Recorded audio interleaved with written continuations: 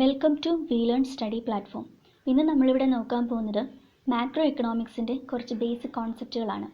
ആദ്യമായിട്ട് പഠിക്കുന്നവർക്ക് കുറച്ച് ബേസിക്സ് ആയിട്ടുള്ള കുറച്ച് കാര്യങ്ങൾ മനസ്സിലാക്കാൻ വേണ്ടിയിട്ടുള്ള കുറച്ച് ടേംസുകളാണ് നമ്മളിവിടെ പരിചയപ്പെടാൻ പോകുന്നത്. ഒരു എക്കണോമിയിൽ നമ്മൾ മെയിനായിട്ടും എക്കണോമിക് ആക്ടിവിറ്റീസ് എന്ന് പറയുമ്പം നമുക്കറിയാം പ്രൊഡക്ഷൻ, ഡിസ്ട്രിബ്യൂഷൻ, കൺസംഷൻ. ഇത് മൂന്നുമാണ് ഒരു എക്കോണമിയിലുള്ള എക്കണോമിക് ആക്ടിവിറ്റീസ് എന്ന് നമ്മൾ മെയിനായിട്ടും പറയുന്നത്. ഇതിൽ പ്രൊഡക്ഷൻ എന്ന് പറയുമ്പം ഗുഡ്സ് ആൻഡ് സർവീസസിൻ്റെ പ്രൊഡക്ഷനാണ്. ഈ ഗുഡ്സ് ആൻഡ് സർവീസസിനകത്ത് ഗുഡ്സിനെ നമുക്ക് പല രീതിയിൽ നമുക്ക് ക്ലാസിഫൈ ചെയ്യാവുന്നതാണ്. ഫൈനൽ ഗുഡ്സും ഉണ്ട്, ഇൻ്റർമീഡിയറ്ററി ഗുഡ്സും ഉണ്ട്. അപ്പോൾ എന്താണ് ഈ ഫൈനൽ ഗുഡ്സ്, എന്താണ് ഇൻ്റർമീഡിയറ്ററി ഗുഡ്സ് എന്ന് നമുക്കൊന്ന് നോക്കാം.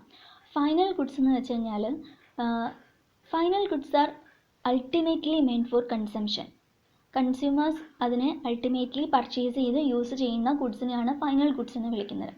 ഇത്തരത്തിലുള്ള ഫൈനൽ ഗുഡ്സ് പിന്നീട് ഫർദർ പ്രൊഡക്ഷൻ പ്രോസസ്സിലേക്ക് ഒന്നും തന്നെ പോകുന്നില്ല, ഇതിന് ഫർദർ ട്രാൻസ്ഫോർമേഷൻ ഒന്നും തന്നെ സംഭവിക്കുന്നില്ല. അങ്ങനെയുള്ളതിനെയാണ് നമ്മൾ ഫൈനൽ ഗുഡ്സ് എന്ന് വിളിക്കുന്നത്. ഒരിക്കൽ ഈ ഫൈനൽ ഗുഡ്സിനെ വിറ്റ് കഴിഞ്ഞാൽ ഇത് ഒരു ആക്റ്റീവ് എക്കണോമിക് ഫ്ലോയുടെ പാർട്ടായിട്ട് മാറും. അപ്പോൾ അങ്ങനെയുള്ള ഗുഡ്സിനെയാണ് നമ്മൾ ഫൈനൽ ഗുഡ്സ് എന്ന് വിളിക്കുന്നത്. അങ്ങനെ വെച്ച് അതിനെ നമുക്ക് എക്സാമ്പിൾസ് ബേസ്ഡ് ആയിട്ട് നമുക്കൊന്ന് മനസ്സിലാക്കാം. ഇപ്പോൾ ഫോർ എക്സാമ്പിൾ ഒരു ഫാർമർ കോട്ടൺ കൾട്ടിവേറ്റ് ചെയ്ത് കോട്ടൺ പ്രൊഡ്യൂസ് ചെയ്യുന്ന ഒരു ഫാർമർ, ആ ഫാർമറിനെ സംബന്ധിച്ചിടത്തോളം കോട്ടൺ എന്ന് പറയുന്നത് ഇറ്റ്സ് ആൻ ഔട്ട്പുട്ട്. അദ്ദേഹത്തിനെ സംബന്ധിച്ചിടത്തോളം ഫൈനൽ ഗുഡാണ് കോട്ടൺ എന്ന് പറയുന്നത്. പക്ഷേ ഈ കോട്ടൺ പിന്നീട് ഫർദർ പ്രൊഡക്ഷൻ പ്രോസസ്സിലൂടെ പോയിട്ട് ക്ലോത്ത്സ് ആയിട്ട് മാറുന്നു. ക്ലോത്ത്സ് വീണ്ടും പ്രോസസ്സ് ചെയ്ത് പല രീതിയിൽ സ്റ്റിച്ചിങ് ഒക്കെ ചെയ്ത് നമുക്കിതിനെ ഡ്രസ് മെറ്റീരിയൽസ് ആയിട്ട് കിട്ടുന്നു. അപ്പോൾ നമ്മൾ പോയി കടയിൽ പോയിട്ട് ഷോപ്പിൽ പോയി നമ്മൾ പർച്ചേസ് ചെയ്യുന്നത് ഇവിടെ ഡ്രസ് മെറ്റീരിയൽസ് ആണ്. സോ ഇവിടെ നമുക്ക് നോക്കുകയാണെങ്കിൽ ഡ്രസ് മെറ്റീരിയൽസ് ആണ് ഇവിടെ ഫൈനൽ ഗുഡ് എന്ന് പറയുന്നത്. ഇവിടെ ക്ലോത്ത് ഫാർമർ പ്രൊഡ്യൂസ് ചെയ്ത കോട്ടൺ എന്ന് പറയുന്നത് ഇവിടെ ഒരു ഇൻ്റർമീഡിയറ്ററി ഗുഡാണ്. അപ്പോൾ ഗുഡ് നമുക്ക് രണ്ട് രീതിയിലുണ്ടെന്ന് നമുക്ക് മനസ്സിലാക്കാം. ഫൈനൽ ഗുഡ്സും ഉണ്ട്, ഇൻ്റർമീഡിയറ്ററി ഗുഡ്സും ഉണ്ട്. മറ്റൊരു എക്സാമ്പിൾ ഇപ്പോൾ നമ്മൾ നോക്കുകയാണെങ്കിൽ ടീ പൗഡറിൻ്റെ കേസ് എടുക്കാം. ടീ പൗഡർ നമ്മൾ കടയിൽ പോയിട്ട് ടീ പൗഡർ മേടിച്ച് നമ്മൾ വീട്ടിൽ വന്നിട്ട് നമ്മൾ ചായ ഉണ്ടാക്കുകയാണ്. അങ്ങനെ ഉണ്ടാക്കുന്ന ചായ എന്ന് പറയുന്നത് ഒരിക്കലും ഫൈനൽ ഗുഡാണെന്ന് നമുക്ക് പറയാൻ പറ്റില്ല. നമ്മൾ കടയിൽ പോയി കാശ് കൊടുത്ത് മേടിച്ചത് ടീ പൗഡറാണ്. അതുകൊണ്ട് ടീ പൗഡറാണ് ഇവിടെ ഫൈനൽ ഗുഡ് എന്ന് പറയുന്നത്. എന്നാൽ നമ്മളൊരു റെസ്റ്റോറൻറ്റിൽ പോയിട്ട് നമ്മളൊരു ചായ മേടിക്കുകയാണ്. അപ്പോൾ നമ്മൾ ക്യാഷ് കൊടുക്കുന്നത് ചായക്കാണ് ക്യാഷ് കൊടുക്കുന്നത്. അപ്പോൾ നമുക്ക് പറയാൻ പറ്റും ഇവിടെ ഫൈനൽ ഗുഡ് എന്ന് പറയുന്നത് ടീ പൗഡർ അല്ല, tea powder is here converted into tea. So നമ്മൾ കാശ് കൊടുത്ത് മേടിക്കുന്നത് ടീ ആണ്, അതുകൊണ്ട് ഇവിടെ ടീ ആണ് ഫൈനൽ ഗുഡ് എന്ന് പറയുന്നത്. അപ്പോൾ നമുക്കിതിൽ നിന്ന് എന്ത് മനസ്സിലാക്കാം? ഒരു ഗുഡ് ഫൈനൽ ഗുഡാണോ ഇൻ്റർമീഡിയറ്ററി ഗുഡാണോ എന്ന് ഡിസൈഡ് ചെയ്യുന്നത് ആ ഗുഡിൻ്റെ എക്കണോമിക് നേച്ചർ ഓഫ് യൂസ് അതിനെ ബേസ് ചെയ്തിട്ടാണ് ഒരു ഗുഡ് ഫൈനൽ ഗുഡാണോ ഇൻ്റർമീഡിയറ്ററി ഗുഡ്സ് ആണോ എന്ന് നമ്മൾ പറയുന്നത്. ഇനി മറ്റൊരു കാര്യം കൂടിയുണ്ട്. ഫൈനൽ ഗുഡ്സിനെ നമുക്കിനി രണ്ടായിട്ട് നമുക്ക് ഡിസ്റ്റിങ്ക്വിഷ് ചെയ്യാം. ഫൈനൽ ഗുഡ്സിനകത്ത് കൺസ്യൂമർ ഗുഡ്സും ഉണ്ട്, അതുപോലെ ക്യാപിറ്റൽ ഗുഡ്സും ഉണ്ട്. എന്താണ് കൺസ്യൂമർ ഗുഡ്സ്? ആ ഒരു പേരിനകത്ത് നിന്ന് നമുക്ക് മനസ്സിലാക്കാം. കൺസ്യൂമേഴ്സ് യൂസ് ചെയ്യുന്ന ഫൈനൽ ഗുഡ്സ് ആണ് കൺസ്യൂമർ ഗുഡ്സ് എന്ന് പറയുന്നത്. അപ്പോൾ ഈ consumer goods ultimately consumed by the consumers ആണ്. ഓക്കെ, അപ്പോൾ അതിന് എക്സാമ്പിളായിട്ട് നമുക്ക് പറയാം ഫുഡ്, നമ്മൾ കഴിക്കുന്ന ഫുഡ്, ക്ലോത്തിങ്, അതുപോലെ റീക്രിയേഷൻ സർവീസുകളെയും നമ്മൾ കൺസ്യൂമർ ഗുഡ്സിൻ്റെ കൂട്ടത്തിൽ തന്നെയാണ് ഉൾപ്പെടുത്തിയിരിക്കുന്നത്. അപ്പോൾ അതാണ് കൺസ്യൂമർ ഗുഡ്സ് എന്ന് പറയുന്നത്. ഇനി ക്യാപിറ്റൽ ഗുഡ്സ് എന്ന് പറഞ്ഞ ഒരു കാറ്റഗറി. ക്യാപിറ്റൽ ഗുഡ്സ് എന്ന് വെച്ച് കഴിഞ്ഞാൽ എപ്പോഴും പ്രൊഡക്ഷനെ ഫീസിബിൾ ആക്കുന്ന അല്ലെങ്കിൽ പ്രൊഡക്ഷൻ പ്രോസസ്സിനെ എയ്ഡ് ചെയ്യുന്ന ചില ഗുഡ്സുകളുണ്ട്. അങ്ങനെയുള്ള ഗുഡ്സുകളെയാണ് നമ്മൾ ക്യാപിറ്റൽ ഗുഡ്സ് എന്ന് വിളിക്കുന്നത്. അപ്പോൾ പ്രൊഡക്ഷനെ ഈസി ചെയ്യുന്ന അല്ലെങ്കിൽ എയ്ഡ് ചെയ്യുന്ന അങ്ങനെയുള്ള ഗുഡ്സ് എന്ന് പറയുമ്പോൾ ടൂൾസ് ആകാം, മെഷീൻസ് ആകാം, ഓരോ ഇംപ്ലിമെൻറ്റ്സ് ആകാം. ഇതൊക്കെയാണ് ക്യാപിറ്റൽ ഗുഡ്സ് എന്ന് പറയുന്നത്. അപ്പോൾ നമുക്ക് നോക്കിക്കഴിഞ്ഞാൽ ഈ ക്യാപിറ്റൽ ഗുഡ്സിനൊരു പ്രത്യേകത നമുക്ക് മനസ്സിലാകും. ഈ ഗുഡ്സൊക്കെ തന്നെ ഡ്യൂറബിൾ ഇൻ നേച്ചറാണ്.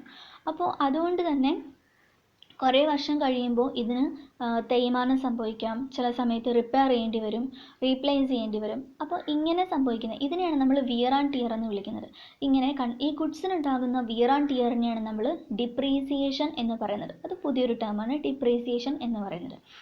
പിന്നെ അങ്ങനെ വെച്ച് നോക്കുകയാണെങ്കിൽ നമ്മളപ്പോൾ ചിന്തിക്കും, നമ്മൾ വീട്ടിൽ ഉപയോഗിക്കുന്ന ടെലിവിഷൻ സെറ്റുകൾ അല്ലെങ്കിൽ കമ്പ്യൂട്ടർ, വാഷിംഗ് മെഷീൻ, ഇതൊക്കെ അപ്പോൾ ക്യാപിറ്റൽ ഗുഡ്സ് ആണോ? ഇതൊക്കെ ഡ്യൂറബിൾ ഇൻ നേച്ചർ ആണ്, അപ്പോൾ ഇതൊക്കെ ക്യാപിറ്റൽ ഗുഡ്സ് ആണോ എന്ന് നമ്മൾ ചിന്തിക്കും. പക്ഷേ നമുക്കറിയാം നമ്മൾ കൺസ്യൂമേഴ്സ് യൂസ് ചെയ്യുന്ന ഗുഡ്സ് ആണത്, ബട്ട് ദേ ആർ ഡ്യൂറബിൾ അല്ലേ? അപ്പോൾ അങ്ങനെയുള്ള ഗുഡ്സിനെ നമ്മൾ കൺസ്യൂമർ ഡ്യൂറബിൾസ് എന്നാണ് വിളിക്കുന്നത്. തീർച്ചയായിട്ടും ഡ്യൂറബിലിറ്റി ഉള്ളതുകൊണ്ട് തന്നെ ഇതും കുറേ വർഷം കഴിയുമ്പോഴത്തേക്കും ഇതിന് വിയർ ആൻഡ് ടിയർ ഉണ്ടാകും. അപ്പോൾ നമ്മൾ ടി വി ആണെങ്കിലും കമ്പ്യൂട്ടർ ആണെങ്കിലും ഇതൊക്കെ ആണെങ്കിലും നമ്മൾ അതിനെ ചില സമയങ്ങളിൽ റിപ്പയർ ചെയ്യേണ്ടി വരാറുണ്ട്, അല്ലെങ്കിൽ റീപ്ലേസ് ചെയ്യേണ്ടി വരാറുണ്ട്. അപ്പോൾ അതുകൊണ്ട് തന്നെ ഇങ്ങനെയുള്ള ഗുഡ്സിനെ നമ്മൾ കൺസ്യൂമർ ഡ്യൂറബിൾസ് എന്നാണ് വിളിക്കുന്നത്. ഇനി അടുത്ത കാറ്റഗറിയാണ് ഇൻ്റർമീഡിയറ്ററി ഗുഡ്സ് എന്ന് പറയുന്നത്. അപ്പോൾ ഇൻ്റർമീഡിയറ്ററി ഗുഡ്സ് എന്ന് വെച്ച് കഴിഞ്ഞാൽ അടുത്ത ഒരു പ്രൊഡക്ഷൻ പ്രോസസ്സിൽ നമ്മൾ ഉപയോഗിക്കുന്ന ഇൻപുട്സ് അഥവാ റോ മെറ്റീരിയൽസിനെയാണ് ഇൻ്റർമീഡിയറ്ററി ഗുഡ്സ് എന്ന് വിളിക്കുന്നത്. അവ ഒരിക്കലും ഫൈനൽ ഗുഡ്സ് ആണെന്ന് നമുക്ക് പറയാൻ പറ്റത്തില്ല. ഫോർ എക്സാമ്പിൾ, നമ്മൾ ഓട്ടോമൊബൈൽസിൻ്റെ പ്രൊഡക്ഷനിന് വേണ്ടിയിട്ട് സ്റ്റീലിനെ നമ്മൾ ഉപയോഗിക്കുകയാണ്. അപ്പോൾ അവിടെ സ്റ്റീൽ എന്ന് പറയുന്നത് ഒരു ഇൻ്റർമീഡിയറ്ററി ഗുഡാണ്. അതുപോലെ തന്നെ നമ്മൾ നേരത്തെ കണ്ട ഒരു എക്സാമ്പിളിനകത്ത് നമ്മൾ പറഞ്ഞിരുന്നു കോട്ടൺ എന്ന് പറഞ്ഞത് ഫർദർ പ്രൊഡക്ഷൻ സംഭവിച്ചു അല്ലെങ്കിൽ ഫർദർ പ്രോസസ്സിംഗ് ഒക്കെ ചെയ്ത് നമ്മൾ ഡ്രസ് മെറ്റീരിയൽസ് ആയിട്ട് നമ്മൾ പർച്ചേസ് ചെയ്യുന്നു. അവിടെ കോട്ടണും നമ്മൾ കണ്ടത് ഒരു ഇൻ്റർമീഡിയറ്ററി ഗുഡാണ്. അപ്പോൾ അതാണ് ഇൻ്റർമീഡിയറ്ററി ഗുഡും ഫൈനൽ ഗുഡ്സും തമ്മിലുള്ള ഒരു വ്യത്യാസം എന്ന് പറയുന്നത്. ജസ്റ്റ് അറിഞ്ഞിരിക്കുക. ഇനി അടുത്ത ഒരു കോൺസെപ്റ്റാണ് നാഷണൽ ഇൻകം എന്ന് പറയുന്നത്. നാഷണൽ ഇൻകം എന്താണെന്ന് അറിയണം, അത് കാൽക്കുലേറ്റ് ചെയ്യുന്ന മെത്തേഡ്സ് എന്തൊക്കെയാണെന്ന് അറിയണം. അപ്പോൾ അതിന് മുൻപായിട്ട് നമുക്ക് കുറച്ച് കാര്യങ്ങളും കൂടി നോക്കാം. പേഴ്സണൽ ഇൻകം എന്ന് പറയുന്നൊരു ടേം. പേഴ്സണൽ ഇൻകം എന്ന് വെച്ച് കഴിഞ്ഞാൽ നമുക്ക് ആ ടേമിനകത്ത് നിന്ന് തന്നെ അറിയാം നമുക്ക് കിട്ടുന്ന ഇൻകമാണ്. അപ്പോൾ income received by household, അതിനെയാണ് പേഴ്സണൽ ഇൻകം എന്ന് പറയുന്നത്. ഇനി മറ്റൊരു ടേമാണ് പേഴ്സണൽ ഡിസ്പോസബിൾ ഇൻകം എന്ന് പറയും. ഡിസ്പോസബിൾ ഇൻകം, അതായത് നമുക്ക് കിട്ടിയ ആ ഒരു ഇൻകം നമുക്ക് ഡിസ്പോസ് ചെയ്യാൻ നമുക്ക് എത്രമാത്രം അവൈലബിൾ ആണ്, അതിനെയാണ് പേഴ്സണൽ ഡിസ്പോസബിൾ ഇൻകം എന്ന് പറയുന്നത്. അപ്പോൾ നമുക്കിപ്പം ഒരാളിന് ഒരു 10,000 റുപ്പീസ് കിട്ടി, ഇത് അയാൾക്ക് കിട്ടിയ പേഴ്സണൽ ഇൻകമാണ്. ഇതിൽ നിന്നും അയാളുടെ പേഴ്സണൽ ഡിസ്പോസബിൾ ഇൻകം എത്രയാണെന്ന് നമുക്കറിയണം. അതിന് വേണ്ടിയിട്ട് അയാൾ ചിലവാക്കുന്ന ടാക്സ് അടയ്ക്കാൻ കുറച്ച് എമൗണ്ട് ചിലവാകും. നോൺ ടാക്സ് ഇനത്തിൽ അദ്ദേഹത്തിന് കുറച്ച് എമൗണ്ട് ചിലവാക്കേണ്ടി വരും. അപ്പോൾ ഇദ്ദേഹം ചിലവാക്കുന്ന ടാക്സ് എമൗണ്ടും നോൺ ടാക്സ് വിഭാഗത്തിൽ ഇദ്ദേഹം ചിലവാക്കുന്ന എമൗണ്ടും കൂടി കുറയ്ക്കുമ്പോൾ കിട്ടുന്നതാണ് നമ്മുടെ പേഴ്സണൽ ഡിസ്പോസബിൾ ഇൻകം എന്ന് പറയുന്നത്. അത് നമുക്ക് കിട്ടിയ ഇൻകത്തിൽ നിന്നും ടാക്സ് ഇനത്തിൽ എത്ര രൂപ ചിലവായി അത് കുറയ്ക്കുക, അതുപോലെ നോൺ ടാക്സ് വിഭാഗത്തിൽ എത്ര എമൗണ്ട് ചിലവാക്കി അതും കുറയ്ക്കുക. ഇത് ഇത്രയും കുറയ്ക്കുമ്പോൾ നമുക്ക് കിട്ടുന്ന ഒരു എമൗണ്ടാണ് നമ്മുടെ പേഴ്സണൽ ഡിസ്പോസബിൾ ഇൻകം എന്ന് പറയുന്നത്. ഇനി അടുത്ത ടേമാണ് നമ്മുടെ നാഷണൽ ഇൻകം എന്ന് പറയുന്നത്. നാഷണൽ ഇൻകം എന്ന് വെച്ച് കഴിഞ്ഞാൽ total income generated by the residence of the country in its economic territory within a particular period of time. അപ്പോൾ ഒരു വർഷം, ഫോർ എക്സാമ്പിൾ ഒരു പെർട്ടിക്കുലർ പീരീഡ് ഓഫ് ടൈം എന്ന് പറയുമ്പം ഒരു വർഷമായിട്ട് നമുക്ക് എടുക്കാം. ഒരു വർഷം ഒരു എക്കണോമിക് ടെറിട്ടറിയിൽ, ഇപ്പോൾ നമ്മുടെ ഇന്ത്യയുടെ ടെറിട്ടറിയുടെ ഉള്ളിൽ നമ്മുടെ റെസിഡൻസ് എന്ന് പറയുമ്പോൾ എപ്പോഴും നമ്മുടെ ഇന്ത്യക്കാർ സിറ്റിസൺസ് മാത്രമായിരിക്കില്ല. റെസിഡൻസ് ഓഫ് ദ കൺട്രി എന്ന് വെച്ച് കഴിഞ്ഞാൽ ഇന്ത്യയിൽ താമസിക്കുന്നവരാണ്. അപ്പോൾ നമ്മുടെ ഇന്ത്യയിൽ ഫോറിനേഴ്സും നമ്മുടെ ഇന്ത്യയിൽ താമസിക്കാം അല്ലേ? അപ്പോൾ residence of the country in its economic territory within a particular period of time, അങ്ങനെ ജനറേറ്റ് ചെയ്യപ്പെടുന്ന ഇൻകമാണ് എന്തെന്ന് പറയുന്നത് നാഷണൽ ഇൻകം എന്ന് പറയുന്നത്. അല്ലെങ്കിൽ നമുക്കതിനെ മറ്റൊരു രീതിയിൽ ഡിഫൈൻ ചെയ്യാം. Total market value of goods and services produced in an economy in A particular period. അപ്പോൾ അതാണ് നമ്മുടെ നാഷണൽ ഇൻകം എന്ന് പറയുന്നത്. അപ്പോൾ നാഷണൽ ഇൻകം എന്ന് പറയുന്നത് total market value of goods and services produced എന്നാണെന്ന് നമ്മൾ പറഞ്ഞു. അതായത് aggregate value of goods and services produced. ഈ aggregate value of goods and services produced അതിനെ കാൽക്കുലേറ്റ് ചെയ്യാൻ വേണ്ടിയിട്ട് നമുക്ക് 3 മെത്തേഡുകളാണ് നമുക്ക് അവൈലബിൾ ആയിട്ടുള്ളത്. ഒന്ന് പ്രോഡക്റ്റ് മെത്തേഡ് അഥവാ വാല്യൂ ആഡഡ് മെത്തേഡ്. രണ്ടാമത്തെ മെത്തേഡാണ് എക്സ്പെൻഡിച്ചർ മെത്തേഡ് എന്ന് പറയും. മൂന്നാമത്തെ മെത്തേഡാണ് ഇൻകം മെത്തേഡ്. ഇനി ഇത് ഓരോന്നും എന്താണെന്ന് നമുക്കൊന്ന് ഡീറ്റെയിൽ ആയിട്ടൊന്ന് നോക്കാം. ഫസ്റ്റ് നമുക്ക് പ്രോഡക്റ്റ് മെത്തേഡ് അഥവാ വാല്യൂ ആഡഡ് മെത്തേഡ് എന്താണെന്ന് നോക്കാം.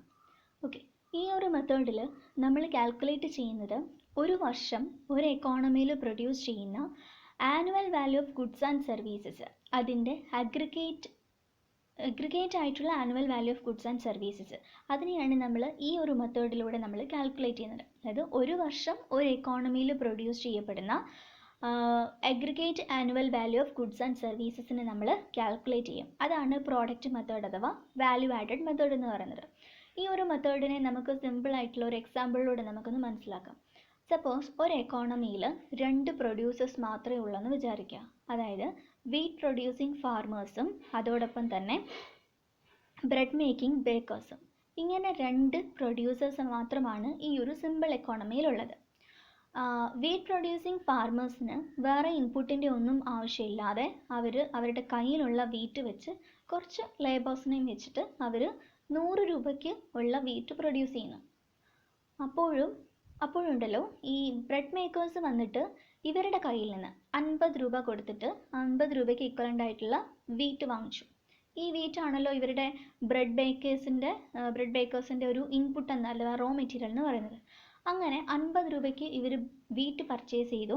അതിനുശേഷം 200 രൂപ വേർത്തി ആയിട്ടുള്ള ബ്രെഡ് ഇവർ പ്രൊഡ്യൂസ് ചെയ്യുന്നു. ഓക്കെ, അപ്പോൾ ഈ ഒരു സിമ്പിൾ എക്കോണമിയിലെ അഗ്രിഗേറ്റ് വാല്യൂ ഓഫ് ഔട്ട്പുട്ട് എന്ന് വെച്ച് കഴിഞ്ഞാൽ നമ്മളിപ്പം ചിന്തിക്കും 100 + 200 = 300 ആണെന്ന് നമ്മൾ വിചാരിക്കും. പക്ഷേ ഈ ഒരു മെത്തേഡ് എന്ന് പറയുമ്പോൾ ഇവിടെ 50 റുപ്പീസ് വേർത്തി ആയിട്ടുള്ള വീറ്റ് ബ്രെഡ് മേക്കേഴ്സ് ചെന്ന് ഫാർമേഴ്സിൻ്റെ കയ്യിൽ നിന്ന് വാങ്ങിച്ചു. ആ 50 റുപ്പീസിന് ഇവിടെ ഒരു ഡബിൾ കൗണ്ടിങ് വരുന്നുണ്ട്. അതെങ്ങനെയാണെന്ന് നമുക്ക് ചിന്തിച്ച് നോക്കാം. 100 രൂപ വിലയുള്ള വീറ്റാണ് ഫാർമേഴ്സ് പ്രൊഡ്യൂസ് ചെയ്തത്. അപ്പോൾ അതിനകത്ത് 50 റുപ്പീസാണ് ബ്രെഡ് മേക്കേഴ്സ് വാങ്ങിച്ചത്. ഓക്കെ, അപ്പോൾ ഈ 50 റുപ്പീസ് എന്ന് പറയുന്നത് ബ്രെഡ് മേക്കേഴ്സ് പ്രൊഡ്യൂസ് ചെയ്ത 200 റുപ്പീസിനകത്ത് ഇൻക്ലൂഡഡ് ആണ്. അതേ സെയിം 50 റുപ്പീസ് തന്നെ 100 റുപ്പീസ് ഫാർമേഴ്സ് പ്രൊഡ്യൂസ് ചെയ്ത 100 റുപ്പീസ് വിലയുള്ള വീറ്റിനകത്ത് ഇൻക്ലൂഡഡ് ആണ്. അപ്പോൾ ഈ 50 റുപ്പീസ് ഇവിടെ 2 വട്ടം കൗണ്ട് ചെയ്തിരിക്കുകയാണ്. ഇതിനെയാണ് നമ്മൾ ഡബിൾ കൗണ്ടിങ് എന്ന് വിളിക്കുന്നത്. ഓക്കെ, അപ്പോൾ നമുക്ക് ഈ ഡബിൾ കൗണ്ടിങ്ങിനെ നമുക്ക് എലിമിനേറ്റ് ചെയ്യണം. എന്നിട്ട് നമുക്ക് total value added of the അല്ലെങ്കിൽ aggregate value of the goods and services produced in this economy നമുക്ക് കാൽക്കുലേറ്റ് ചെയ്യണം. അപ്പോൾ അതിന് വേണ്ടിയിട്ട് നമ്മൾ ആദ്യമേ net contribution made by the farmers എത്രയാണെന്ന് നോക്കും. ഓക്കെ, ഫാർമേഴ്സിൻ്റെ നെറ്റ് കോൺട്രിബ്യൂഷൻ എന്ന് പറയുന്നത് 100 റുപ്പീസ് ആണ്. അതുപോലെ തന്നെ net contribution made by the bakers എത്രയാണെന്ന് നോക്കും. നെറ്റ് കോൺട്രിബ്യൂഷൻ ആണ് നമ്മൾ നോക്കേണ്ടത്. നെറ്റ് എന്ന് പറയുന്ന ടേം കൊണ്ട് എപ്പോഴും നമ്മൾ ഉദ്ദേശിക്കുന്നത് something is subtracting from the total amount എന്നാണ് നെറ്റ് എന്ന് പറയുന്ന ഒരു ടേം കൊണ്ട് നമ്മൾ ഉദ്ദേശിക്കുന്നത്. അപ്പോൾ net contribution made by the bakers എന്ന് പറയുമ്പം അവരുടെ ടോട്ടൽ വാല്യൂ ഓഫ് ഔട്ട്പുട്ട് എന്ന് പറയുന്നത് ഇവിടെ 200 ആണ്. ആ 200-ൽ നിന്നും അവർ 50 റുപ്പീസ് അവർ ഇൻ്റർമീഡിയറ്ററി ഗുഡ്സ് അല്ലെങ്കിൽ റോ മെറ്റീരിയൽസ് ആയ വീറ്റ് പർച്ചേസ് ചെയ്യാൻ വേണ്ടി 50 റുപ്പീസ് സ്പെൻഡ് ചെയ്തു. ആ 50 റുപ്പീസിനെ ഇതിൽ നിന്ന് സബ്ട്രാക്ട് ചെയ്യണം. അപ്പോൾ 200 - 50 = 150 rupees. That is the net contribution made by the bread bakers. അങ്ങനെയാണെങ്കിൽ നമുക്കിവിടെയുള്ള aggregate value of goods and services, ഈ ഒരു സിമ്പിൾ എക്കോണമിയിലുള്ള aggregate value of goods and services എന്ന് പറയുന്നത് 100 + 150 = 250 റുപ്പീസ് ആയിരിക്കും. അങ്ങനെയാണെങ്കിൽ ഇപ്പോൾ നമ്മൾ പറഞ്ഞു നെറ്റ് കോൺട്രിബ്യൂഷൻ എന്ന് പറയുന്ന ഒരു ടേം നമ്മൾ പറഞ്ഞു. ഈ നെറ്റ് കോൺട്രിബ്യൂഷനെയാണ് നമ്മൾ പറയുന്നത് വാല്യൂ ആഡഡ് എന്ന് പറയുന്നത്. ഓക്കെ, അപ്പം ഒരു ഫേമിൻ്റെ നെറ്റ് കോൺട്രിബ്യൂഷൻ അഥവാ വാല്യൂ ആഡഡ് എന്ന് വെച്ച് കഴിഞ്ഞാൽ അതിൽ നമുക്ക് എന്ത് മനസ്സിലാക്കാം? Total output minus value of intermediary goods. ഇവിടെ നമ്മുടെ വീറ്റ് എന്ന് പറയുന്നത് ഇൻ്റർമീഡിയറ്ററി ഗുഡ്സ് ആയിരുന്നു. ബ്രെഡ് എന്ന് പറയുന്നത് നമ്മുടെ ടോട്ടൽ ഔട്ട്പുട്ടാണ്. ഓക്കെ, അപ്പോൾ ബ്രെഡിൻ്റെ വാല്യൂവിൽ നിന്നും എന്താ പറയുക ഇൻ്റർമീഡിയറ്ററി ഗുഡായ നമ്മുടെ വീറ്റിൻ്റെ പ്രൈസ് നമ്മൾ കുറയ്ക്കുമ്പോൾ കിട്ടുന്നതാണ് നമ്മുടെ വാല്യൂ ആഡഡ് അഥവാ net contribution made by the firm എന്ന് പറയുന്നത്. ഓക്കെ, അപ്പോൾ ഇനി നമുക്ക് പുതിയൊരു ടേം ഉണ്ട്, ഗ്രോസ് വാല്യൂ ആഡഡ്. ഇപ്പം നമ്മൾ നെറ്റ് വാല്യൂ ആഡഡ് ഒക്കെ എന്താണെന്ന് നമ്മൾ കണ്ടു. ഓക്കെ, അങ്ങനെ വാല്യൂ ആഡഡ് എന്താണ്, net contribution made by the firm എന്താണെന്ന് നമ്മൾ കണ്ടു. അതുപോലെ മറ്റൊരു ടേമാണ് ഗ്രോസ് വാല്യൂ ആഡഡ് എന്ന് പറയുന്നത്. ഗ്രോസ് വാല്യൂ ആഡഡ് എന്ന് വെച്ച് കഴിഞ്ഞാൽ നമ്മൾ കുറച്ച് മുന്നേ നമ്മൾ ഡിപ്രീസിയേഷൻ എന്ന് പറയുന്ന ഒരു ടേം, ഒരു കോൺസെപ്റ്റിനെ കുറിച്ച് നമ്മൾ പറഞ്ഞിട്ടുണ്ടായിരുന്നു. വിയർ ആൻഡ് ടിയർ ഒക്കെ ഉണ്ടാകുമ്പോൾ നമ്മൾ സ്പെൻഡ് ചെയ്യുന്ന എമൗണ്ട്, അല്ലെങ്കിൽ നമ്മൾ എന്താ പറയുക ഫിക്സഡ് ആയിട്ടുള്ള ഒരു കൺസംഷൻ ക്യാപിറ്റൽ, നമ്മുടെ കയ്യിൽ നിന്ന് എക്സ്ട്രാ ചിലവാകുന്ന ചില കാര്യങ്ങൾക്ക് വേണ്ടി ചിലവാകുന്ന ഒരു എമൗണ്ട്. അപ്പോൾ ആ ഡിപ്രീസിയേഷനെയും കൂടി നമ്മൾ ഇതിലേക്ക് ഈ വാല്യൂ ആഡഡ് എന്ന് പറയുന്ന ടേമിൻ്റെ കൂടെ, അതായത് net contribution made by the firm അഥവാ വാല്യൂ ആഡഡ്, അതിൻ്റെ കൂടെ നമ്മൾ ഡിപ്രീസിയേഷൻ എന്ന് പറയുന്ന ഒരു കോൺസെപ്റ്റിനെയും കൂടി നമ്മൾ ഇൻക്ലൂഡ് ചെയ്യുമ്പോഴാണ് നമുക്ക് ഗ്രോസ് വാല്യൂ ആഡഡ് അഥവാ GVA എന്ന് പറയുന്ന ടേം അല്ലെങ്കിൽ ആ ഒരു കോൺസെപ്റ്റ് അത് എത്രയാണ് നമുക്ക് കിട്ടുന്നത്. അപ്പോൾ GVA പറഞ്ഞു കഴിഞ്ഞാൽ നമ്മൾ ഉറപ്പായിട്ടും നെറ്റ് വാല്യൂ ആഡഡ് എന്താണെന്നും കൂടി നമ്മൾ അറിഞ്ഞിരിക്കണം. നെറ്റ് വാല്യൂ ആഡഡ് എന്ന് വെച്ച് കഴിഞ്ഞാൽ നമുക്കറിയാം, നെറ്റ് എന്ന് വെച്ച് കഴിഞ്ഞാൽ something is subtracting from the total amount അല്ലേ. അപ്പോൾ നെറ്റ് വാല്യൂ ആഡഡ് എന്ന് വെച്ച് കഴിഞ്ഞാൽ gross value added minus depreciation ആണ്, അഥവാ GVA മൈനസ് ഡിപ്രീസിയേഷൻ ആണ്. ഇനി അടുത്ത ഒരു ടേമാണ് നമ്മൾ എപ്പോഴും എവിടെ നോക്കിക്കഴിഞ്ഞാലും നമ്മുടെ സാമ്പത്തിക നിരക്ക് പറയുമ്പോഴും സാമ്പത്തിക വളർച്ചയുടെ നിരക്ക് പറയുമ്പോൾ നമ്മൾ ന്യൂസ് പേപ്പർ വായിക്കുമ്പോൾ ഒക്കെ നമ്മൾ എപ്പോഴും കാണുന്ന ഒരു ടേമാണ് GDP അഥവാ ഗ്രോസ് ഡൊമസ്റ്റിക് പ്രോഡക്റ്റ് എന്ന് പറയുന്നത്. ഈ GDP എന്ന് വെച്ച് കഴിഞ്ഞാൽ എന്താണ്? Sum of gross value added or GVA of all the firms in an economy in a year, that is GDP അഥവാ ഗ്രോസ് ഡൊമസ്റ്റിക് പ്രോഡക്റ്റ് എന്ന് പറയുന്നത്. സപ്പോസ് നമ്മുടെ ഒരു എക്കോണമിയിൽ n നമ്പർ ഓഫ് ഫേംസ് ഉണ്ടെന്ന് വിചാരിക്കാം. അതായത് first firm, second firm, third firm, അങ്ങനെ n നമ്പർ ഓഫ് ഫേംസ് ഉണ്ടെന്ന് വിചാരിക്കാം. അങ്ങനെയാണെങ്കിൽ നമ്മുടെ ഗ്രോസ് ഡൊമസ്റ്റിക് പ്രോഡക്റ്റ് അഥവാ GDP എന്ന് പറയുന്നത് GVA of the first firm plus GVA of the second firm plus GVA of the third firm plus etcetera up to GVA of the nth firm. അതാണ് നമ്മുടെ gross domestic product എന്ന് പറയുന്നത്. അതായത് GVA എല്ലാ GVAയും കൂടി നമ്മൾ ആഡ് ചെയ്തിട്ട് നമുക്കൊരു നെറ്റ് വാല്യൂ ആഡഡ് നമുക്ക് കിട്ടുന്നു. ഓക്കെ, അപ്പോൾ ആ NVA പ്ലസ് അതിൻ്റെ കൂടെ ഡിപ്രീസിയേഷനും കൂടി നമ്മൾ ആഡ് ചെയ്യും. അപ്പോൾ നമുക്ക് കിട്ടുന്ന ഒരു എമൗണ്ട് ആണ് നമ്മുടെ GDP അഥവാ ഗ്രോസ് ഡൊമസ്റ്റിക് പ്രോഡക്റ്റ് എന്ന് പറയുന്നത്. ഇനി അതുപോലെ അടുത്ത ഒരു ടേമാണ് നെറ്റ് ഡൊമസ്റ്റിക് പ്രോഡക്റ്റ് എന്ന് പറയുന്നത്. നെറ്റ് ഡൊമസ്റ്റിക് പ്രോഡക്റ്റ് എന്ന് വെച്ച് കഴിഞ്ഞാൽ sum of net value added of all the firms is called NDP അഥവാ നാഷണൽ ഡൊമസ്റ്റിക് പ്രോഡക്റ്റ്. അടുത്ത മെത്തേഡാണ് എക്സ്പെൻഡിച്ചർ മെത്തേഡ് എന്ന് പറയുന്നത്. എക്സ്പെൻഡിച്ചർ മെത്തേഡ് എന്ന് പറയുന്നത് GDP കാൽക്കുലേറ്റ് ചെയ്യാനുള്ള അല്ലെങ്കിൽ aggregate value of goods and service calculate ചെയ്യാനുള്ള മറ്റൊരു മെത്തേഡാണ്. ഈ മെത്തേഡിൽ കൺസിഡർ ചെയ്യുന്നത് കൺസ്യൂമേഴ്സിൻ്റെ കയ്യിൽ നിന്നുള്ള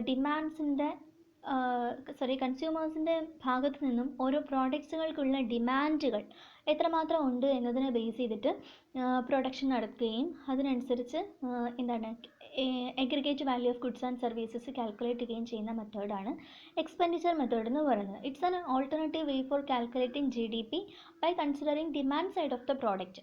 ആ മെത്തേഡിനെയാണ് നമ്മൾ എക്സ്പെൻഡിച്ചർ മെത്തേഡ് എന്ന് വിളിക്കുന്നത്. എക്സ്പെൻഡിച്ചർ മെത്തേഡിൽ നമ്മൾ ഫൈനൽ എക്സ്പെൻഡിച്ചർ മാത്രമേ നമ്മൾ കൺസിഡർ ചെയ്യത്തുള്ളൂ. ഇൻ്റർമീഡിയറ്ററി ഗുഡ്സിന് വേണ്ടിയിട്ട് സ്പെൻഡ് ചെയ്യുന്ന എമൗണ്ട് നമ്മൾ ഈ ഒരു മെത്തേഡിൽ നമ്മൾ കൺസിഡർ ചെയ്യത്തില്ല. നമ്മൾ നേരത്തെ കണ്ട മെത്തേഡിൽ നമ്മൾ പ്രീവിയസ് പറഞ്ഞ ഒരു എക്സാമ്പിൾ വെച്ചിട്ട് നമ്മൾ പറഞ്ഞിട്ടുണ്ടായിരുന്നു. ആ വീറ്റ് പ്രൊഡ്യൂസറിൻ്റെയും ബ്രെഡ് ബേക്കറിൻ്റെയും കേസ് നമ്മൾ പറഞ്ഞിട്ടുണ്ടായിരുന്നു. ആ ഒരു കേസ് നമ്മൾ ഒന്നുകൂടി അനലൈസ് ചെയ്യുകയാണെങ്കിൽ, എക്സ്പെൻഡിച്ചർ മെത്തേഡ് പോയിന്റ് ഓഫ് വ്യൂവിൽ അനലൈസ് ചെയ്യുകയാണെങ്കിൽ, അവിടെ ഫാർമർ റിസീവ് ചെയ്യുന്ന എക്സ്പെൻഡിച്ചർ, ഫൈനൽ എക്സ്പെൻഡിച്ചർ എന്ന് പറയുന്നത് അവിടെ 50 റുപ്പീസാണ്. അതുപോലെ തന്നെ ബ്രെഡ് ബേക്കറിൻ്റെ ഫൈനൽ എക്സ്പെൻഡിച്ചർ എന്ന് പറയുന്നത് 200 റുപ്പീസാണ്. So aggregate value of output എന്ന് പറയുന്നത് അവിടെ 250 റുപ്പീസ് തന്നെ വീണ്ടും വരും. നെക്സ്റ്റ് നമുക്ക് കുറച്ച് മാക്രോ എക്കണോമിക് ഐഡൻറ്റിറ്റീസിനെ ഒന്ന് പരിചയപ്പെടാം. നമ്മൾ ഓൾറെഡി തന്നെ GDP, GNP, NNP ഇങ്ങനെയുള്ള ടേംസൊക്കെ നമ്മൾ ഓൾറെഡി പരിചയപ്പെട്ട് കഴിഞ്ഞതാണ്. എങ്കിലും അതിനെ ഒന്നും കൂടി ഒന്ന് ഡീറ്റെയിൽ ആയിട്ട് നമുക്കൊന്ന് വിശകലനം ചെയ്യാം. ഫസ്റ്റ് വൺ പറഞ്ഞാൽ GDP അഥവാ ഗ്രോസ് ഡൊമസ്റ്റിക് പ്രോഡക്റ്റ് ആണ്. GDP എന്ന് വെച്ച് കഴിഞ്ഞാൽ ഒരു വർഷം നമ്മുടെ രാജ്യത്തിനുള്ളിൽ പ്രൊഡ്യൂസ് ചെയ്യപ്പെടുന്ന ഗുഡ്സ് ആൻഡ് സർവീസസിൻ്റെ ഫൈനൽ വാല്യൂ, അതിനെയാണ് നമ്മൾ GDP അഥവാ ഗ്രോസ് ഡൊമസ്റ്റിക് പ്രോഡക്റ്റ് എന്ന് പറയുന്നത്. ഈ GDPക്കകത്ത് നമ്മുടെ ഇന്ത്യൻസ് ഏൺ ചെയ്യുന്ന അല്ലെങ്കിൽ ഇന്ത്യൻസ് പ്രൊഡ്യൂസ് ചെയ്യുന്ന ഗുഡ്സ് ആൻഡ് സർവീസസ് കാണും. അതോടൊപ്പം തന്നെ ഫോറിനേഴ്സ് നമ്മുടെ ഇന്ത്യയിൽ വന്നിട്ട് പ്രൊഡ്യൂസ് ചെയ്യപ്പെടുന്ന ഗുഡ്സ് ആൻഡ് സർവീസസും കാണും. അപ്പോൾ അതാണ് ഗ്രോസ് ഡൊമസ്റ്റിക് പ്രോഡക്റ്റ് എന്ന് പറയുന്ന ഒരു കോൺസെപ്റ്റ് എന്ന് പറയുന്നത്. ഇനി അപ്പോൾ നമ്മൾ ഇതിനകത്തേക്ക് നമ്മൾ GDP നോക്കുകയാണെങ്കിൽ ഇതിനകത്ത് ഫോറിനേഴ്സിൻ്റെ ഒരു കോൺട്രിബ്യൂഷനും കൂടി വരുന്നുണ്ട് അല്ലേ. അപ്പോൾ നമുക്ക് നമ്മുടെ ഇന്ത്യയുടെ national product, gross national product എത്രയാണ് എന്ന് നമുക്കൊന്ന് അറിയേണ്ടതായിട്ടുണ്ട്. അപ്പോൾ അത് കണ്ടുപിടിക്കുന്നത് എങ്ങനെയാണെന്ന് വെച്ച് കഴിഞ്ഞാൽ, നമ്മുടെ ഗ്രോസ് നാഷണൽ പ്രോഡക്റ്റ് എന്ന് വെച്ച് കഴിഞ്ഞാൽ GDPൻ്റെ കൂടെ net factor income from abroad നമ്മൾ ആഡ് ചെയ്യപ്പെടും. അതായത് ഇപ്പം നമ്മൾ ഓൾറെഡി പറഞ്ഞു കഴിഞ്ഞു, ഫോറിനേഴ്സ് നമ്മുടെ ഇന്ത്യയിൽ നിന്ന് ഏൺ ചെയ്യുന്ന ഒരു ഇൻകം ഉണ്ട്. അതുപോലെ നമ്മുടെ ഇന്ത്യൻസ് ഇപ്പം ഫോറിനിൽ പോയിട്ട്, ഇപ്പം അമേരിക്കയിലോ UK ഒക്കെ പോയിട്ട് അവിടെ നിന്ന് ഏൺ ചെയ്യുന്നുണ്ട്. അപ്പോൾ ഇങ്ങനെയുള്ള ഒരു ഡിഫറൻസ് വരുന്നുണ്ട്. Net factor income from abroad, അതായത് ഇന്ത്യയിൽ നിന്ന് പുറത്തേക്ക് പോകുന്ന ഫോറിനേഴ്സ് കൊണ്ടുപോകുന്ന എമൗണ്ട് നമുക്ക് കുറയ്ക്കണം. അതുപോലെ ഫോറിൻ കൺട്രീസിൽ നമ്മുടെ ഇന്ത്യൻ സിറ്റിസൺസ് ഏൺ ചെയ്യുന്ന എമൗണ്ട് അല്ലെങ്കിൽ അവരുടെ എന്താണോ ഒരു കോൺട്രിബ്യൂഷൻ ഇൻകം എന്താണോ അതിന് നമ്മൾ ആഡ് ചെയ്യണം. അപ്പോൾ അതിൻ്റെ ഒരു ഡിഫറൻസിനെയാണ് നമ്മൾ വിളിക്കുന്നത് net factor income from abroad എന്ന് വിളിക്കുന്നത്. ഓക്കെ, അപ്പം നമ്മുടെ ഗ്രോസ് നാഷണൽ പ്രോഡക്റ്റ് എത്രയാണെന്ന് ചോദിച്ചു കഴിഞ്ഞാൽ ഈ GDPൻ്റെ കൂടെ നമ്മൾ net factor income from abroad ഇത് നമ്മൾ ആഡ് ചെയ്യുകയാണ്. Net factor income from abroad എന്ന് വെച്ചാൽ എന്താണെന്ന് മനസ്സിലായെന്ന് കരുതുന്നു. ഓക്കെ, ഇനി അടുത്തൊരു ടേം എന്ന് പറയുന്നത് നെറ്റ് നാഷണൽ പ്രോഡക്റ്റ് ആണ്. നമുക്കറിയാം നെറ്റ് എന്ന് പറയുന്ന ടേം എന്ന് പറയുമ്പോൾ സംതിങ് ഈസ് സബ്ട്രാക്റ്റിംഗ്. നമ്മളിപ്പോൾ ഈ ഒരു കേസ് എടുക്കുമ്പോൾ നമ്മൾ ഇന്ത്യൻ എക്കോണമിയുടെ കാര്യങ്ങളൊക്കെ പഠിക്കുകയാണ് ചെയ്യുന്നത്. അപ്പോൾ ഇവിടെ നമ്മളെപ്പോഴും നെറ്റ് എന്ന് പറഞ്ഞ് എടുക്കുമ്പോൾ നമ്മൾ ഡിപ്രീസിയേഷൻ ആണ് നമ്മൾ കുറയ്ക്കുന്നത്. ഓക്കെ, അപ്പോൾ നെറ്റ് നാഷണൽ പ്രോഡക്റ്റ് എന്ന് പറയുന്നത് NNP is equal to gross national product നമ്മൾ മുന്നേ കാൽക്കുലേറ്റ് ചെയ്ത് വെച്ചിട്ടുണ്ട്. ആ ഗ്രോസ് നാഷണൽ പ്രോഡക്റ്റിൽ നിന്നും ഡിപ്രീസിയേഷൻ കുറയ്ക്കുമ്പോൾ നമുക്ക് കിട്ടുന്ന ഒരു ഫിഗർ ഉണ്ട്. അതിനെയാണ് നമ്മൾ നെറ്റ് നാഷണൽ പ്രോഡക്റ്റ് എന്ന് വിളിക്കുന്നത്. ഇനി ഈ നെറ്റ് നാഷണൽ പ്രോഡക്റ്റ് ഒക്കെ എപ്പോഴും നമ്മൾ കാൽക്കുലേറ്റ് ചെയ്ത് അല്ലെങ്കിൽ നമ്മൾ കാൽക്കുലേറ്റ് ചെയ്ത് അറൈവ് ചെയ്യുന്നത് ഒരു മാർക്കറ്റ് പ്രൈസിലായിരിക്കും. മാർക്കറ്റ് പ്രൈസ് എന്ന് വെച്ച് കഴിഞ്ഞാൽ എന്താണ്? മാർക്കറ്റ് പ്രൈസ് എന്ന് വെച്ച് കഴിഞ്ഞാൽ നമ്മൾ കസ്റ്റമേഴ്സ് നമ്മൾ മാർക്കറ്റിൽ പോയി കമോഡിറ്റീസ് വാങ്ങിക്കുമ്പോൾ നമ്മൾ എത്ര രൂപയാണോ അവിടെ കൊടുക്കപ്പെടുന്നത് ആ ഒരു എമൗണ്ടാണ് നമ്മുടെ മാർക്കറ്റ് പ്രൈസ് എന്ന് പറയുന്നത്. അപ്പോൾ ഈ നെറ്റ് നാഷണൽ പ്രോഡക്റ്റ് ഒക്കെ തന്നെ കാൽക്കുലേറ്റ് ചെയ്ത് വയ്ക്കുന്നത് ഈ മാർക്കറ്റ് പ്രൈസിലാണ് കാൽക്കുലേറ്റ് ചെയ്യുന്നത്. ഈ മാർക്കറ്റ് പ്രൈസിൽ നിന്നും നമ്മൾ ഇതിനെ കൺവേർട്ട് ചെയ്ത് അറ്റ് ഫാക്ടർ കോസ്റ്റിലേക്ക് നമ്മൾ കൊണ്ടുവരുമ്പോൾ നമുക്ക് കിട്ടുന്ന ഒരു ഫിഗർ ഉണ്ട്. അതിനെയാണ് നമ്മുടെ നാഷണൽ ഇൻകം എന്ന് നമ്മൾ വിളിക്കുന്നത്. ഓക്കെ, അപ്പോൾ ഇപ്പോൾ നമ്മൾ രണ്ട് പ്രൈസ് പറഞ്ഞു, മാർക്കറ്റ് പ്രൈസും പറഞ്ഞു, ഫാക്ടർ കോസ്റ്റും പറഞ്ഞു. ഈ രണ്ട് ടേംസ് നമ്മളിപ്പോൾ കേട്ടു. അതെന്താണെന്നൊന്ന് അറിഞ്ഞിരിക്കാം. മാർക്കറ്റ് പ്രൈസ് ഇപ്പോൾ എന്താണെന്ന് ഓൾറെഡി ഇപ്പം മനസ്സിലായിട്ടുണ്ടായിരിക്കാം. നമ്മൾ കസ്റ്റമേഴ്സ് അല്ലെങ്കിൽ കൺസ്യൂമേഴ്സ് പോയിട്ട് സാധനങ്ങൾ മേടിക്കുമ്പം നമുക്ക് കൊടുക്കേണ്ടി വരുന്ന എമൗണ്ടാണ് മാർക്കറ്റ് പ്രൈസ് എന്ന് പറയുന്നത്. എന്നാൽ ഫാക്ടർ കോസ്റ്റ് എന്ന് വെച്ച് കഴിഞ്ഞാൽ ഫാക്ടർ കോസ്റ്റ് എന്ന് വെച്ച് കഴിഞ്ഞാൽ അതിനകത്തേക്ക് ഒരു ഫേം ഒരു പ്രോഡക്റ്റ് പ്രൊഡ്യൂസ് ചെയ്യാൻ വേണ്ടിയിട്ട് അവർക്ക് എത്ര എമൗണ്ട് ചിലവാകുന്നു അതിനെയാണ് ഫാക്ടർ കോസ്റ്റ് എന്ന് പറയുന്നത്. ഇപ്പോൾ ഫാക്ടർ കോസ്റ്റ് എന്ന് പറയുമ്പോൾ അതിനകത്ത് ഈ ഫേം ആ ഒരു പ്രോഡക്റ്റ് പ്രൊഡ്യൂസ് ചെയ്യാൻ വേണ്ടിയിട്ട് ഇപ്പോൾ ലേബറേഴ്സിന് വേജ് കൊടുക്കുന്നുണ്ടായിരിക്കും, എൻ്റർപ്രനർഷിപ്പിന് പ്രോഫിറ്റ് കൊടുക്കുന്നുണ്ടായിരിക്കും, അതുപോലെ ലാൻഡിന് റെൻറ്റ് കൊടുക്കുന്നുണ്ടായിരിക്കും, ക്യാപിറ്റലിന് ഇൻട്രസ്റ്റ് കൊടുക്കുന്നുണ്ടായിരിക്കും. ലോൺ എടുത്തിട്ടായിരിക്കും ഇവർ ക്യാപിറ്റൽ ചിലപ്പോൾ സ്വരൂപിച്ചത്, അതിന് ഇൻട്രസ്റ്റ് കൊടുക്കുന്നുണ്ടായിരിക്കും. ഇതൊക്കെയാണ് ഇവരുടെ ഫാക്ടർ കോസ്റ്റ് എന്ന് പറയുന്നത്. ഓക്കെ, അപ്പോൾ ആ ഒരു പ്രോഡക്റ്റ് പ്രൊഡ്യൂസ് ചെയ്യാൻ വേണ്ടിയിട്ട് ആ ഒരു ഫേമിന് എത്ര എമൗണ്ട് ചിലവാകുന്നു അതിനെയാണ് ഫാക്ടർ കോസ്റ്റ് എന്ന് പറയുന്നത്. അപ്പോൾ നമ്മൾ നെറ്റ് നാഷണൽ പ്രോഡക്റ്റിന് ഇപ്പോൾ നമുക്ക് കിട്ടിയത് മാർക്കറ്റ് പ്രൈസിലാണ്. ഈ മാർക്കറ്റ് പ്രൈസിലുള്ള ഇതിനെ നമ്മൾ ഫാക്ടർ കോസ്റ്റിലേക്ക് കൺവേർട്ട് ചെയ്യുമ്പോൾ നമുക്ക് ഒരു ഫിഗർ കിട്ടും. ആ ഫിഗറാണ് നമ്മുടെ നാഷണൽ ഇൻകം എന്ന് പറയുന്നത്. ഇനി വേറൊരു കാര്യം കൂടിയുണ്ട്, മാർക്കറ്റ് പ്രൈസിനകത്തേക്ക് ടാക്സുകൾ ഇൻക്ലൂഡഡ് ആണ്, ഇൻഡയറക്റ്റ് ടാക്സുകൾ ഇൻക്ലൂഡഡ് ആണ്. അതോടൊപ്പം തന്നെ ചില കമോഡിറ്റീസിന് ഗവൺമെൻറ് നമുക്ക് ചിലപ്പോൾ സബ്സിഡീസ് തരാറുണ്ട്. അപ്പോൾ ആ മാർക്കറ്റ് പ്രൈസിനകത്ത് ചില കമോഡിറ്റീസിൽ ഇൻഡയറക്റ്റ് ടാക്സിൻ്റെ കൂടെ സബ്സിഡീസും ഉണ്ടായിരിക്കും. അപ്പോൾ നമുക്ക് മാർക്കറ്റ് പ്രൈസിനെ എങ്ങനെ നമുക്ക് ഫാക്ടർ കോസ്റ്റിലേക്ക് കൺവേർട്ട് ചെയ്യാമെന്ന് നോക്കാം. മാർക്കറ്റ് പ്രൈസിൽ നിന്നും ഈ ഇൻഡയറക്റ്റ് ടാക്സും സബ്സിഡീസും നമ്മൾ അതിനെ എക്സ്ക്ലൂഡ് ചെയ്ത് കഴിഞ്ഞാൽ ബാക്കി കിട്ടുന്ന ആ ഒരു എമൗണ്ടാണ് നമ്മുടെ ഫാക്ടർ കോസ്റ്റ് എന്ന് പറയുന്നത്. ഓക്കെ, അപ്പോൾ അതിൽ നിന്ന് നമുക്ക് നാഷണൽ ഇൻകം നമുക്ക് എങ്ങനെ കാൽക്കുലേറ്റ് ചെയ്യാം? നാഷണൽ ഇൻകം എന്ന് വെച്ച് കഴിഞ്ഞാൽ നമ്മൾ പറഞ്ഞു നെറ്റ് നാഷണൽ പ്രോഡക്റ്റ് ആയിട്ട് ഫാക്ടർ കോസ്റ്റ് ആണെന്ന് പറഞ്ഞു. അപ്പോൾ അതിനെ നമുക്ക് എങ്ങനെ മാർക്കറ്റ് പ്രൈസിനെ നമുക്ക് എങ്ങനെ ഫാക്ടർ കോസ്റ്റിലേക്ക് മാറ്റാം എന്ന് നമ്മൾ കണ്ടു. അപ്പോൾ നാഷണൽ ഇൻകം എന്ന് വെച്ച് കഴിഞ്ഞാൽ net national product at factor cost minus net indirect taxes. അപ്പോൾ അങ്ങനെ നമ്മുടെ മാർക്കറ്റ് പ്രൈസിൽ നിന്നും നെറ്റ് ഇൻഡയറക്റ്റ് ടാക്സുകൾ നമ്മൾ കുറയ്ക്കുമ്പോൾ നമുക്ക് കിട്ടുന്ന ഒരു ഫിഗറാണ് നാഷണൽ ഇൻകം എന്ന് പറയുന്നത്. പിന്നെ നെറ്റ് ഇൻഡയറക്റ്റ് ടാക്സ് എന്ന് വെച്ചാൽ എന്താണ് നമ്മളിപ്പോൾ കണ്ടു, ഇൻഡയറക്റ്റ് ടാക്സ് മൈനസ് സബ്സിഡീസ് ആണ്. ഓക്കെ, ഇപ്പോൾ നമ്മൾ നാഷണൽ ഇൻകം എത്രയാണ് നമ്മൾ കാൽക്കുലേറ്റ് ചെയ്തു. നാഷണൽ ഇൻകം എന്ന് വെച്ച് കഴിഞ്ഞാൽ നമ്മുടെ മാർക്കറ്റ് പ്രൈസിൽ നിന്നും net national product at market price അതിൽ നിന്ന് നമ്മൾ ഇൻഡയറക്റ്റ് ടാക്സും സബ്സിഡീസും ഒക്കെ നമ്മൾ എക്സ്ക്ലൂഡ് ചെയ്ത് നമുക്കൊരു ഫിഗർ കിട്ടി. ഇപ്പോൾ നമ്മൾ നാഷണൽ ഇൻകം എത്രയാണ് നമ്മൾ കാൽക്കുലേറ്റ് ചെയ്തു. ഈ നാഷണൽ ഇൻകത്തിൽ നിന്നും ഇനി നമ്മുടെ പേഴ്സണൽ ഇൻകം എത്രയാണെന്ന് നമുക്ക് എങ്ങനെ കാൽക്കുലേറ്റ് ചെയ്യാം, അതാണ് നമ്മൾ അടുത്തതായിട്ട് നോക്കാൻ പോകുന്നത്. ഇപ്പോൾ ഒരു ഫോർമുലയുണ്ട്. പേഴ്സണൽ ഇൻകം എന്ന് വെച്ച് കഴിഞ്ഞാൽ national income minus undistributed profits minus net interest payments made by the households minus corporate tax plus transfer payments from the government and firms. ഇതിനകത്ത് ഓരോ ടേം നമുക്ക് എന്താണെന്ന് നോക്കാം.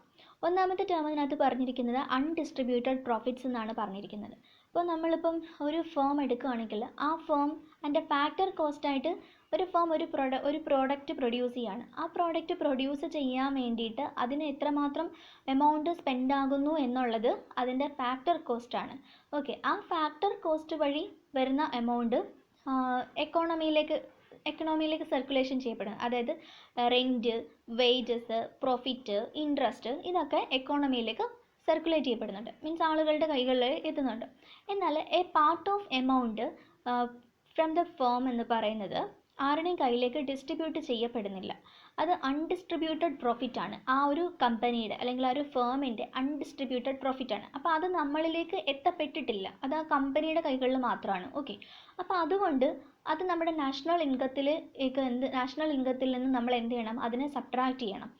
കാരണം അത് ഹൗസ് ഹോൾഡിൻ്റെ കയ്യിലേക്ക് കിട്ടുന്നില്ല. അത് ആ ഫേം അല്ലെങ്കിൽ ആ കമ്പനിയുടെ കൈകളിൽ മാത്രം ഇരിക്കുന്നതാണ്. സോ അത്തരം പ്രോഫിറ്റുകളെയാണ് നമ്മൾ അൺഡിസ്ട്രിബ്യൂട്ടഡ് പ്രോഫിറ്റ് എന്ന് വിളിക്കുന്നത്. അപ്പോൾ നമ്മൾ അത് എന്ത് ചെയ്യണം, നമ്മുടെ നാഷണൽ ഇൻകത്തിൽ നിന്നും ആ അൺഡിസ്ട്രിബ്യൂട്ടഡ് പ്രോഫിറ്റിന് നമ്മൾ സബ്ട്രാക്ട് ചെയ്യേണ്ടതായിട്ടുണ്ട്.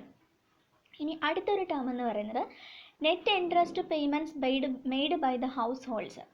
അപ്പോൾ net interest payments made by the households എന്ന് പറയുമ്പം നമ്മൾ ഹൗസ് ഹോൾഡ്സ് ആണ്. നമ്മൾ ചില ഇൻട്രസ്റ്റുകൾ നമ്മൾ പേ ചെയ്യാറുണ്ട്. ചിലപ്പോൾ നമുക്ക് ഇൻട്രസ്റ്റ് ഇങ്ങോട്ടേക്ക് കിട്ടാറുണ്ട്. അപ്പോൾ അതെങ്ങനെയാണ്? ഇപ്പോൾ നമ്മൾ പേഴ്സണൽ ഇൻകം, നമ്മുടെ ഇൻകത്തിൻ്റെ ഒരു പാർട്ട് നമ്മൾ ബാങ്കിലൊക്കെ കൊണ്ട് സേവ് ചെയ്യാറുണ്ട് അല്ലേ?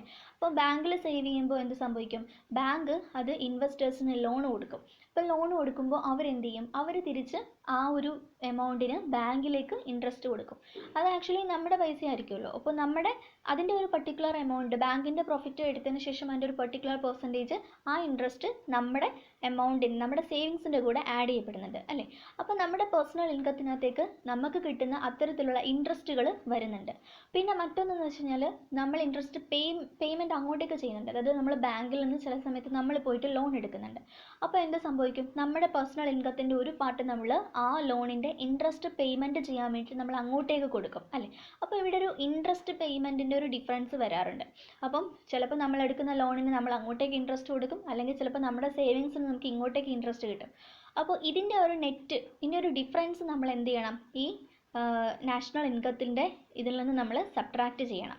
അപ്പോഴാണ് നമുക്ക് net interest payment made by the households ആ ഒരു ഫിഗർ നമുക്ക് കിട്ടും. ആ ഫിഗറിനെ നമ്മൾ നാഷണൽ ഇൻകത്തിൽ നിന്ന് നമ്മൾ സബ്ട്രാക്റ്റ് ചെയ്യേണ്ടതായിട്ടുണ്ട്.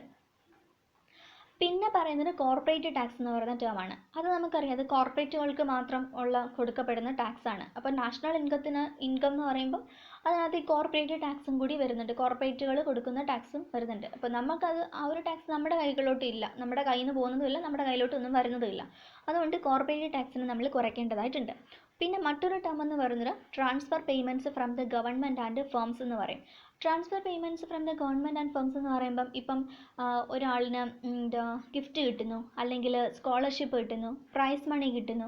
ഇപ്പോൾ ഒരു എക്സാമ്പിളായിട്ട് നമ്മൾ പറയുകയാണെങ്കിൽ ഇപ്പം ഐഡിയ സ്റ്റാർ സിംഗർ അല്ലെങ്കിൽ അങ്ങനെ സ്റ്റാർ സിംഗർ അങ്ങനെയൊക്കെയുള്ള ഓരോ കോമ്പറ്റീഷൻ ഉണ്ട്. അപ്പോൾ ഇങ്ങനെയുള്ള കോമ്പറ്റീഷനിൽ പോയിട്ട് നമ്മൾ പാർട്ടിസിപ്പേറ്റ് ചെയ്യുമ്പോൾ വിൻ ചെയ്യുന്ന ആളിന് എന്ത് കിട്ടുന്നുണ്ട്? അവിടെ നിന്ന് പ്രൈസ് മണി കിട്ടാറുണ്ട്.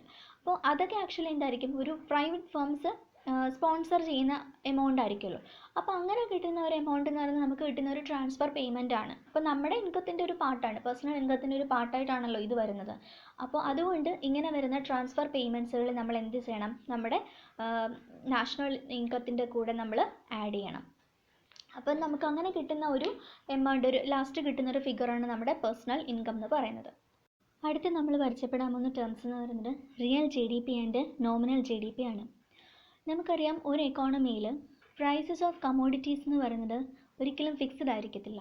എപ്പോഴും വിലക്കയറ്റവും വില കുറവും ഒക്കെ എപ്പോഴും അങ്ങോട്ടും ഇങ്ങോട്ടും മാറി മറിഞ്ഞൊക്കെ ഇരിക്കും. അങ്ങനെ വെച്ച് നോക്കുമ്പം നമുക്ക് GDP എന്ന് പറയുന്നത് കാൽക്കുലേഷൻ, ഈ വർഷം നമ്മൾ ഇത്ര വോളിയം ഒരു പ്രോഡക്റ്റ് പ്രൊഡ്യൂസ് ചെയ്തു, നമ്മൾ ഇന്ന പ്രൈസിൽ നമ്മൾ GDP കാൽക്കുലേറ്റ് ചെയ്തു. അടുത്ത വർഷം ഇതേ സെയിം പ്രൊഡക്ഷൻ തന്നെയാണെങ്കിലും പ്രൈസ് വ്യത്യാസം വരുന്നത് കൊണ്ട് നമുക്ക് ഒരു GDP കമ്പാരിസൺ നമുക്ക് പോസിബിൾ ആവത്തില്ല. അപ്പോൾ നമുക്ക് ചില സമയങ്ങളിൽ GDP മറ്റു രാജ്യങ്ങളുമായിട്ട് നമ്മുടെ GDP കമ്പയർ ചെയ്യേണ്ടതായിട്ട് വരും. അല്ലെങ്കിൽ നമ്മുടെ തന്നെ GDP കഴിഞ്ഞ വർഷവും ഈ വർഷവും നമുക്ക് എത്രമാത്രം GDPയിൽ നമുക്ക് ഗ്രോത്ത് ഉണ്ടെന്ന് നമുക്ക് മനസ്സിലാക്കേണ്ടി വരും. അപ്പോൾ നമ്മുടെ എക്കോണമീനെ മൊത്തത്തിൽ നമ്മൾ അനലൈസ് ചെയ്യാൻ വേണ്ടി എപ്പോഴും നമ്മൾ GDPയുടെ ഗ്രോത്ത് വെച്ചിട്ടാണ് നമ്മുടെ സാമ്പത്തിക വളർച്ചയെ നമ്മൾ അനാലിസിസ് ചെയ്യുന്നത്. അപ്പോൾ ആ കേസിൽ നമുക്ക് ജി ഡി പി നമുക്ക് കാൽക്കുലേറ്റ് ചെയ്യുക എന്നുള്ളത് നമുക്ക് വളരെ അത്യാവശ്യമായിട്ടുള്ള ഒരു കാര്യമാണ്. അപ്പോൾ പ്രൈസസ് ഓഫ് കമ്മോഡിറ്റീസ് ഫിക്സഡ് അല്ല, ഇങ്ങനെ ചേഞ്ച് ചെയ്തുകൊണ്ടിരിക്കുന്ന സമയത്ത് നമുക്ക് ജി ഡി പി കാൽക്കുലേറ്റ് ചെയ്യുന്നത് നമുക്ക് കറക്റ്റായിട്ട് കാൽക്കുലേഷൻ നമുക്ക് പോസിബിൾ ആവില്ല. അതുകൊണ്ടാണ് നമ്മൾ real G D P and nominal G D P എന്ന് പറയുന്ന ഒരു ടേംസ് അല്ലെങ്കിൽ ഒരു കോൺസെപ്റ്റ് നമ്മൾ ഇൻട്രൊഡ്യൂസ് ചെയ്തിട്ടുള്ളത്. എന്താണ് real G D P? Real GDP is calculated in such a way that the goods and services are evaluated at some constant set of prices. G D P എപ്പോഴും calculate ചെയ്യുന്നത് ഒരു base ഇയറിനെ base ചെയ്തിട്ടായിരിക്കും. ഇപ്പോൾ 2000 എന്ന് പറയുന്ന ഒരു base ഇയറിനെ വെച്ചിട്ട്, അല്ലെങ്കിൽ 2010 എന്ന് പറയുന്ന ഒരു ബേസ് ഇയർ എടുക്കുന്നു. ആ ബേസ് ഇയറിൽ ഓരോ പ്രോഡക്റ്റിൻ്റെയും അല്ലെങ്കിൽ ഓരോ കമ്മോഡിറ്റീസിൻ്റെയും പ്രൈസ് എത്രയാണെന്ന് ഫിക്സ് ചെയ്ത് വയ്ക്കും. എന്നിട്ട് 2001 നമ്മൾ കാൽക്കുലേറ്റ് ചെയ്യുമ്പോൾ 2000 എന്ന് പറയുന്ന ഇയറിൽ ചിലപ്പോൾ ഒരു പ്രോഡക്റ്റ് 100 യൂണിറ്റ്സ് ആയിരിക്കും പ്രൊഡ്യൂസ് ചെയ്തിട്ടുണ്ടായിരിക്കുക. അപ്പോൾ ആ ഒരു ഫിക്സഡ് പ്രൈസിൽ അതിന് എത്ര ജി ഡി പി ഉണ്ടെന്ന് നമ്മൾ കാൽക്കുലേറ്റ് ചെയ്യുന്നു. അടുത്ത വർഷം നമ്മൾ നോക്കുമ്പോൾ ചിലപ്പം പ്രൈസ് ചേഞ്ച് ചെയ്തിട്ടുണ്ടായിരിക്കും. 100 എന്നുള്ളത് അതുപോലെ പ്രൊഡക്ഷനും ചേഞ്ച് ചെയ്തിട്ടുണ്ടായിരിക്കും. 100 യൂണിറ്റ് പ്രോഡക്റ്റ് പ്രൊഡ്യൂസ് ചെയ്തത് ഇപ്പോൾ 200 യൂണിറ്റ് ആയിരിക്കും ഒരു പക്ഷേ പ്രൊഡ്യൂസ് ചെയ്തത്.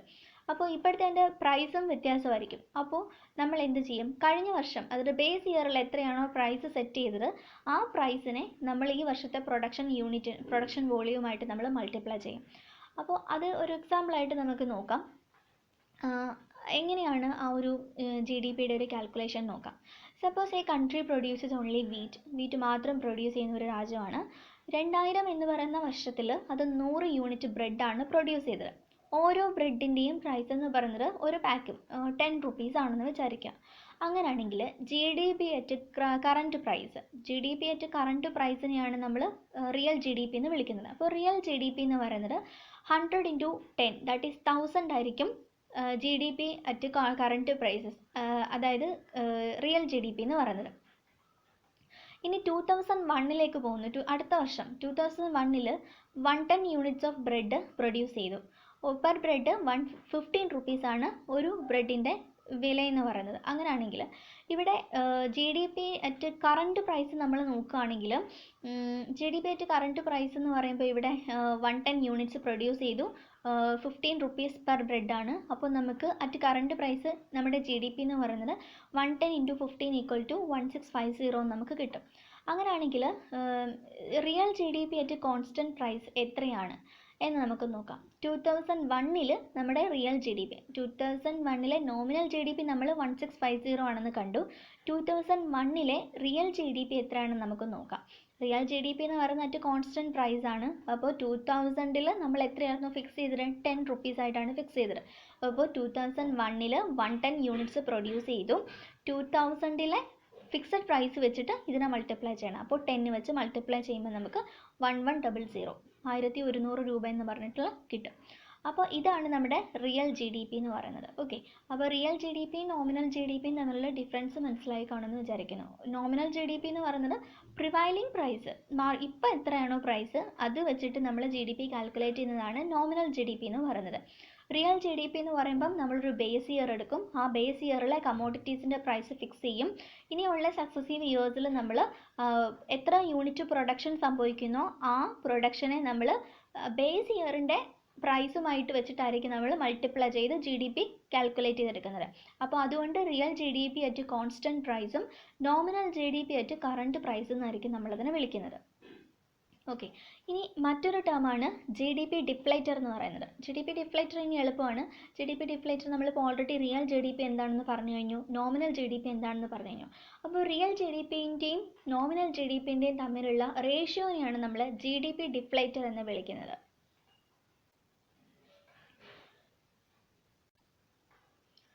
ജി ഡി പി ഡിഫ്ലേറ്റർ എന്ന് പറയുന്നത് ഒരു എക്കോണമിയിൽ ഇൻഫ്ലേഷൻ്റെ ഒരു മെഷറാണെന്ന് നമുക്ക് പറയാം, അല്ലെങ്കിൽ ഇൻഫ്ലേഷനെയാണ് അത് ഇൻഡിക്കേറ്റ് ചെയ്യുന്നത്.